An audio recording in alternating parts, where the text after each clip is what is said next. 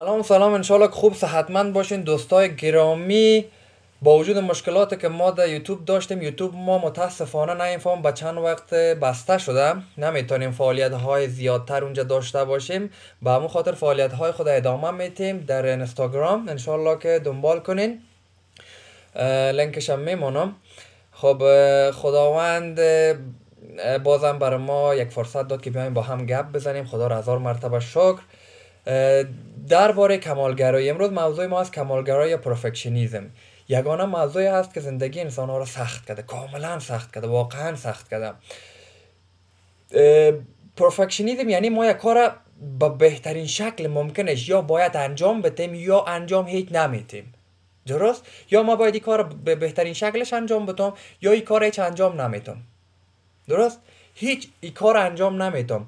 وقتی که من نمیتونم این کار عالی انجام بدم پس خوبم انجام نمیتم. درست؟ دوستم بود میگفت امیر، میگفت بزرگترین ضربه را کمالگرایی برام زده. امیر پرفکشنیزم. میگه من اهداف دارم، من مهارت های دارم، توانایی های دارم و سر خود باور دارم، ولی میترسم که عالی انجامش نتونم و کمالگرا هستم، کمالگرایی دارم. استعداد چه دارم ولی انجامش نمیتونم. اگر انجامش میتونم بعد از یک هفته رهایش میکنم، میلاش میتونم و پیش نمیرم. میگم میترسم. میگم از چی میترسی؟ میگه از تایید دیگران، از قضاوت دیگران، از قضاوت خانواده، از قضاوت عمه، کاکا، ماما، بچه، خاله، بچه اینا چی قضاوت میکنن. اصلا مهم است که قضاوت دیگران چی باشه. تو این کار به خاطر دیگران شروع کردی یا به خاطر خودت؟ تو به خاطر خودت زندگی میکنی یا به خاطر دیگران؟ درست؟ پس کمالگرایی را باید ما به درستی بفهمیم و پشت شیلا کنیم. انشالله که فهمیده باشین تا این قسمت.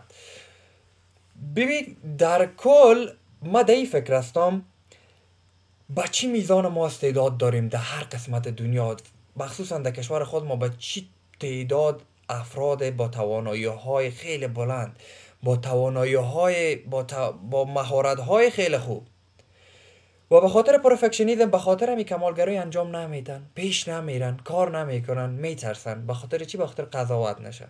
به خاطر این میترسن. او خدا، تو هم اصلا به کی زندگی؟ به خود، به خدایت یا به مردم؟ از قضاوت مردم به خاطر چی میترسی؟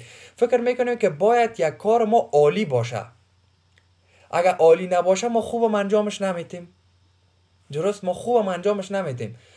ما میخوایم یک جمله اینجا بگویم: عالی دشمن خوب است. کار عالی دشمن کار خوب است. یعنی بد دشمن عالی نیست. بد دشمن عالی نیست. خوب دشمن عالی است. ببخشین، عالی دشمن خوب است. عالی دشمن خوب است. خدا کنه درک کنی. برای که من باید یک کار عالی انجام بدم، اگر نمیتونم خیلی خوبم انجام نمیتونم، ایش انجامش نمیتونم.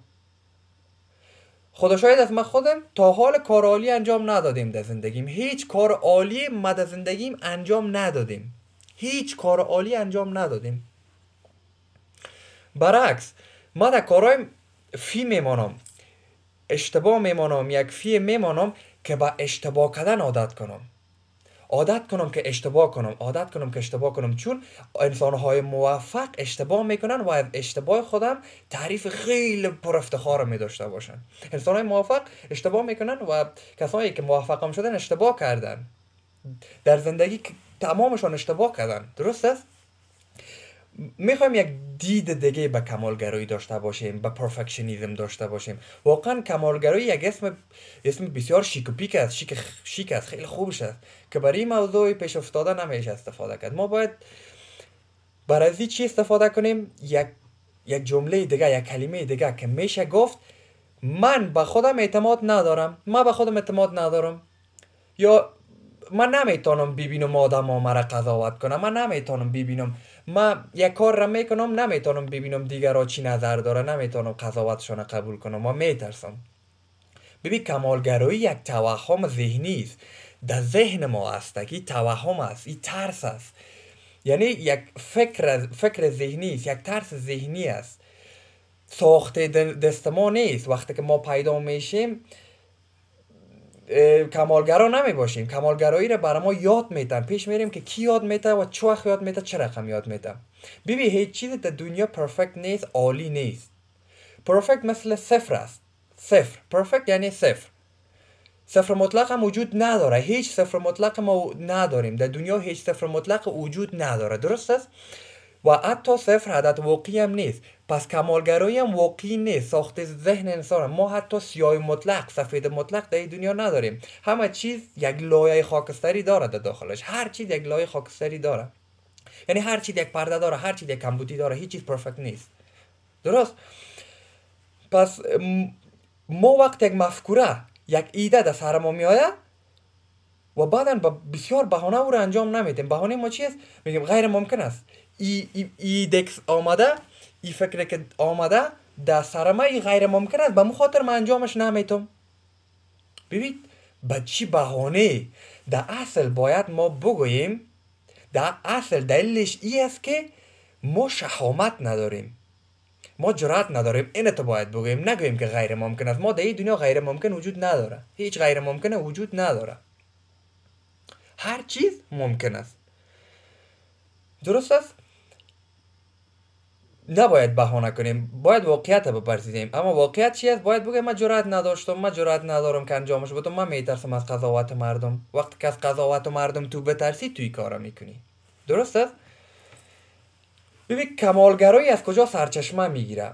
هر چیز از یک جای شروع میشه و به یک جای ختم میشه. پس کمالگرایی از کجا شروع میشه و به کجا ختم میشه؟